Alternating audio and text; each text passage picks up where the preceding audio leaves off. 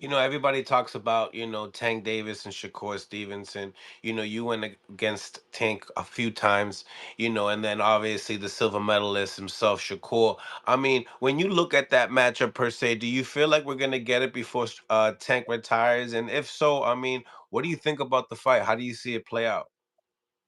Well, you know what? I think at some point we have to get the fight, but I think also Shakur to me, like in this Zapata fight, Mm-hmm. if you want the fans to really pressure to get that fight, we can't. Let, let's look at it not from just boxing purists, right? So we could say, man, we know Shakur's a bad boy. He's a silver medal winner. He won these world champions.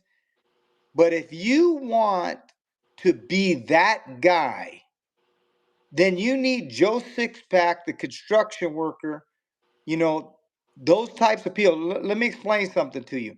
I grew up and I picked fruit in the fields.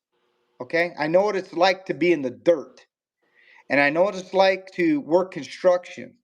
And I know what those people go through, how hard they work, and where they want to spend their hard earned money.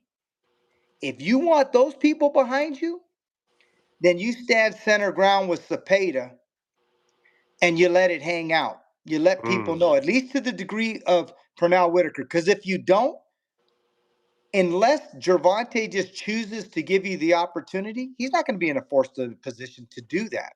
Now, that being said, if you want me to just look at the fight itself, again, I think Gervonta Davis has more. I'm not saying 100% he's going to win, but he has more paths to victory than Shakur. He's a very underrated boxer. I've watched him in many, many camps. His foot speed is unreal. He doesn't get enough credit for the foot speed. He's got a high boxing acumen. He ring IQ. He's the whole package. I'm telling you, I've watched that guy. I'm not going to say names because I don't want to embarrass people, but 154 pounders and names you would recognize have their asses hanging on the ropes, out, Mm. out. So he has the great equalizer, believe me, to a degree that none of these guys know. And when he's turned up for you and he's motivated and he's focused, he can be absolutely deadly because he can box you. He has not shown, because I've been fortunate to be around a few of his camps. Okay. Obviously, I went up against him 2 times in person, and I've actually helped get sparring partners for him. So I've been able to watch him up and close in camps that are not the actual fights. He has not shown half of what his ability is because he can box too. Don't get it twisted. He can box too. So he can fight you in a lot of different ways. He can fight you from distance and box because he's got fast feet. He can track you down, and he's got the great equalizer. Like I said, I've watched him put out guys with 16-ounce gloves, 154 pounders, and names you would recognize and you'd be shocked. So if he's highly motivated, all things being equal, I like Gervonta Davis in the fight over Shakur Stevenson. Wow. Nice, man. I like the breakdown. And let me tell you something. And This and that, this and that said, it's no disrespect to Shakur Stevenson. When the fight happens, would I be shocked if Shakur Stevenson won? No. Like I said, again, and I said many times, same thing with Brian Norman versus Boots. I favor Boots because I think he could do more things. If Norman had the fight of his life and stuck to his game plan and what he does best, Mhm. is there a possibility he can win the fight? Of course. And one punch could change anything in a fight. A lot of things can change. So, but outside of that, I always kind of like the guy and side with the guy that has more paths to victory. I like it. I like it. Now, speaking what is your reaction to the Gervonta Tank Davis and Lamont Roach fight? I mean, you faced Tank a few times and Roach, you know what I mean? Did you see this fight playing out that way at all? You know, no, I didn't. And the reason being is I had Hector Garcia who fought Lamont Roach. Lamont Roach got the win. I felt, you know, we had a little disservice that happened to us as part of the sport. It just happened to him. If you look in that 12th round and you look at it closely and you look at the film and you look at the footing of everything, he got a 10-8 round in that fight. for a knockdown that was not a punch. It was a cut from behind the head, and his foot and Garcia stumbled forward, and it became a 10-8 round. That's how he lost the fight. That's how he got the title. Yep. But it is what it is. That's life. And unfortunately, referees, like all of us, they're human. They're going to make mistakes. It's bam, bam decisions. And we came up on the short end of the stick because of that. It was a close fight, competitive fight. Had that not happened, I think we would have won the fight. So that said, Hector was off for a long time. He was coming off a loss, first loss of his career. And this psychologically, it's always kind of tough to come back from the first loss of your career. And so that fight could have went either way. And what happened at the end happened. So moving forward, if you look at Lamont Roach, talented fighter, I like his demeanor. I like his belief in himself. Um, and I like the kid a lot. But if we look at what Gervonta has been able to accomplish, and people are like, "Oh, Gervonta, he ducks and chews." Hey, Mario Barrios ain't no easy fight. Ain't no Hmm. easy fight. He was able to go beat Ugas at 47. He went 12 rounds with, Keith Thurman, and he was able to stop, Mario. So those are not easy fights like people say. Oh, who is, Gervonta Davis fought? Hey, Hector Garcia, like I said, that wasn't an easy fight. Look what we did to Chris Colbert when everybody thought Chris Colbert was, the shit, and we went out there and beat him. And then you look at what Gervonta did to us.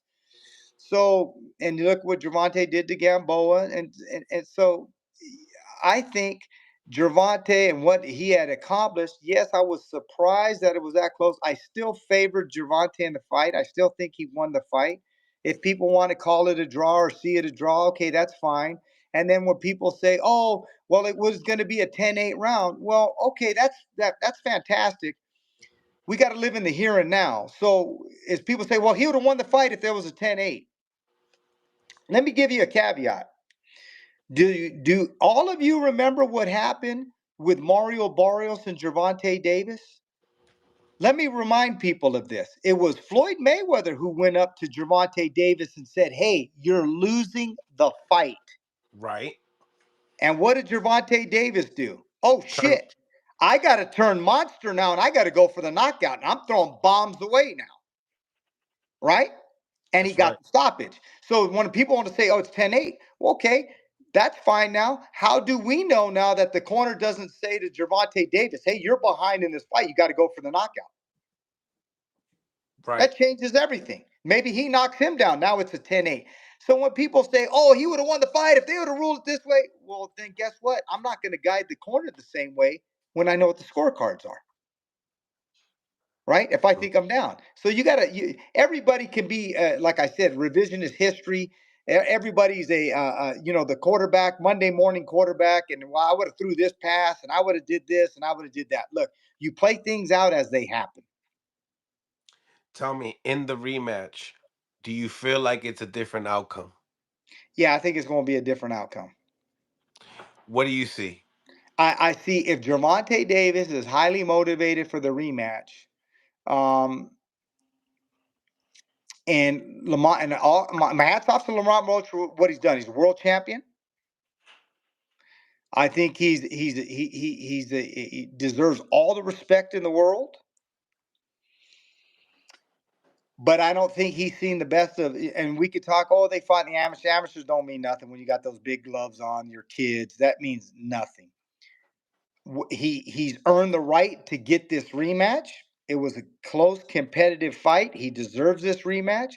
I don't think he's seen a highly motivated Gervonta Davis. And if he gets a highly motivated Gervonta Davis, I think he's going to be in for the fight of his life. And I think he's going to be very, very, very surprised with the punching power if this guy really, really commits and sells out. Coach, you've been around them, like you said, in camps and stuff. You've been around the team, Calvin Ford, Coach Kenny. Obviously, when we watched Tank, and his performance with Lamont Roach, he had Barry Hunter as the lead. Mm-hmm. Some people say that there was something going on in the corner. I know that you said something about a focused Tank Davis. I heard you earlier. It's just a different type of animal. Do you feel like he was that, that focus, that type of person? Because you No, did say he you could know turn what? up when you You tell him to know, turn up. he was again, I don't want to discredit Lamont Roach. He did what he had to do. Mm-hmm. It's Tank Davis's responsibility to go to camp, have that want, have that desire. In my opinion, again, I'm not going to say names, but guys out of my gym have helped him spar for former fights. I know guys that 154 pounders that he stopped in the gym. I know how he prepared for some of the other fights, and I know who his sparring partner was for this last fight. It's another kid out of my gym, and I know that he was not focused to what he needs to be. Now, that's no disrespect to Barry Hunter, because obviously I can only do so much as a coach to say you need to do this, that, and the other. He has to go home that night. He has to sleep it, eat it, and shit it. He got to eat, sleep, and shit boxing to be prepared to put your life on the line on that night. Now, Barry Hunter can only do so much with him in the gym. Mm-hmm. Where his mind is that night, what he's doing to prepare in whether it's strength and conditioning, whether it's running, whether it's his eating, whether it's getting the right rest, all those things go hand in hand. And I can say this with confidence: I do not think that he was in that right state of mind to be where he needed to be going into that fight. But that said, that doesn't take away from Lamont Roach. He did what he was supposed to do. That's up to Gervonta Davis, and that's part of the fight game. If you don't have the heart and the want and the desire anymore, then hey, it is what it is. You get beat by anybody on any given night. 100%. 100%.